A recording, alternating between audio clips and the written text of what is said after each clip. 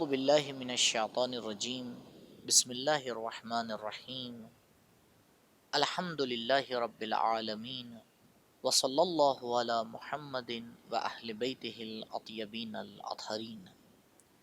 محترم ناظرین، سلام علیکم ورحمۃ اللہ۔ آج سورہ مبارک نساء کی آیت نمبر 128 سے آیت نمبر 130 کو لے کر آپ کی خدمت میں حاضر ہوئے ہیں۔ پروردگار متعال ان آیات کے اندر خانوادگی مسائل کو پیش کر رہا ہے اور اس بات کی طرف اشارہ کر رہا ہے، اے لوگوں، تمہاری فیملی اور تمہارا خانوادہ امت اسلامی کے درمیان ایک مرکزی اور سینٹر کی حیثیت رکھتا ہے۔ انسان ایک سماجی مخلوق ہے۔ خداوند متعال نے اس کو مدنی بالطبع اور سماجی طور پر زندگی گزارنے والا خلق کیا ہے۔ انسان بتنہائی اپنی تمام ضروریات کو پورا نہیں کر سکتا، لہٰذا وہ سماج میں آ کے زندگی بسر کرتا ہے، اپنے دوسرے ہم نوع کے ساتھ زندگی بسر کرتا ہے تاکہ ایک دوسرے سے تعامل کے ساتھ ایک دوسرے کی ضروریات کو پورا کر سکے۔ اس پھیلے ہوئے سماج میں چھوٹے چھوٹے گروہ میں خانوادہ اور فیملی پائی جاتی ہے۔ اسلام کے نقطہ نظر سے ایک خانوادہ ایک مرکزی حیثیت رکھتا ہے، یعنی اگر ہر فیملی اس بات کی طرف متوجہ ہو جائے کہ وہ ایک گروہ ہے، وہ خود ایک طاقت ہے، وہ ایک مرکزی حیثیت رکھتی ہے اور اپنے کمال، اپنے سدھار اور اپنی ترقی کی طرف آگے توجہ کر لے، تو یقین مانیے عزیزوں، کمال تک پہنچنا، مشکلات کے اوپر فائق آنا ہمارے لیے بڑا آسان ہو جائے گا۔ خداوند متعال ان آیات میں اس بات کی طرف اشارہ کرتا ہے کہ اے انسانوں، اپنی فیملی کے درمیان عدالت سے برتاؤ کرو، مساوات نہیں، عدالت سے برتاؤ کرو، اور اگر کمال اور ترقی چاہتے ہو تو آؤ تقوی الہی اختیار کرو، کیونکہ پروردگار بخشنے والا ہے، غلطیوں سے درگزر کرنے والا ہے۔ آپ دیکھیں، خداوند متعال نے دو محوری پوائنٹس کے اوپر ہاتھ رکھا ہے، ایک عدالت اور دوسرا تقوی۔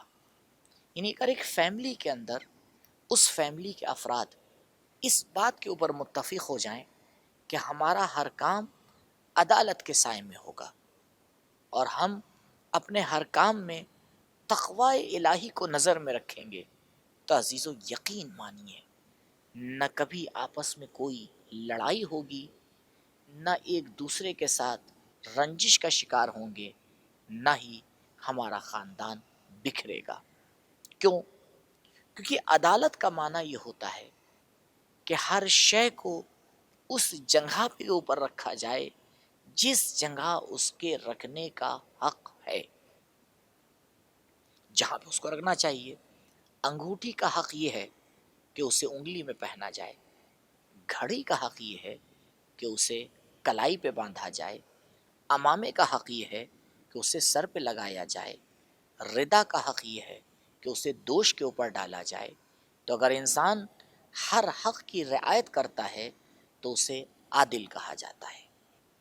ایک خاندان میں بھی یہ بڑا ضروری ہوتا ہے کہ جو بزرگ ہے اسے بزرگی کا مقام دیا جائے، جو لڑکا ہے اسے لڑکے ہونے کا مقام دیا جائے، جو خاتون ہے اسے خاتون کا مقام دیا جائے، زوجہ اپنے حق کی مراعات کرے، شوہر اپنے اور اپنی زوجہ کے حقوق کی رعایت کرے۔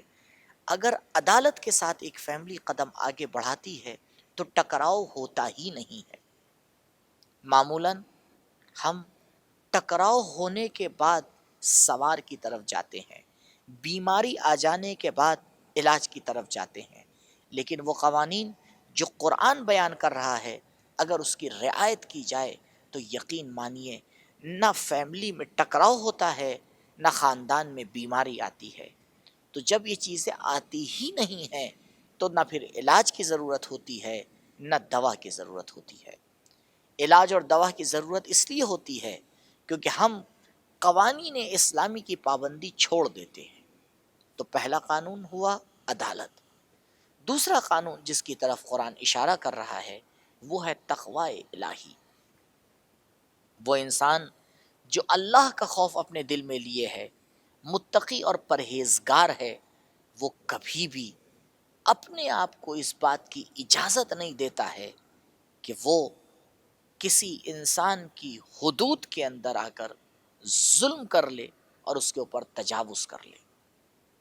اگر انسان متقی اور پرہیزگار ہے تو وہ اپنے حدود کی رعایت کرتا ہے، دوسرا انسان وہ بھی اپنے حدود کی رعایت کرتا ہے۔ جب سارے فیملی ممبرز اپنے حدود کی رعایت کریں گے تو آپ مجھے بتائیں ٹکراؤ ہوگا کہاں پر؟ ٹکراؤ کا امکان ہی ختم ہو جاتا ہے، اور جیسے ہی ٹکراؤ کا امکان ختم ہوتا ہے معاشرہ کمال اور ترقی کی طرف جانے لگتا ہے۔ ہمیں اپنی فیملی کے اوپر بڑی توجہ دینا چاہیے اور اس بات کی طرف غور کرنا چاہیے کہ کس طرح سے فیملی کے افراد کو ایک دوسرے کے ساتھ جوڑ کے رکھنا ہے۔ غصہ کرنا، ناراض ہونا، منہ پھیر لینا، بات چیت کو بند کر دینا، یہ آسان اور شیطانی کام ہے، لیکن ایک دوسرے کا خیال کرنا، محبتوں کو بانٹنا، سختیوں میں ایک دوسرے کے کام آ جانا، ایک دوسرے کا مددگار بن جانا، یہ وہ کام ہے کہ شاید ظاہری اعتبار سے ہمیں اس میں مشکل نظر آئے، لیکن واقعی اعتبار سے ہمیشہ اس کے اندر ترقی ہوتی ہے۔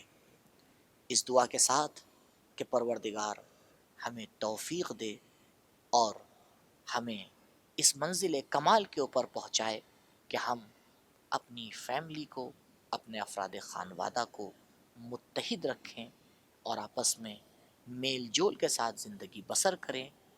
آپ کی خدمت سے خدا حافظی کرتے ہیں، انشاءاللہ پھر ملاقات ہوگی۔ والسلام علیکم ورحمۃ اللہ وبرکاتہ۔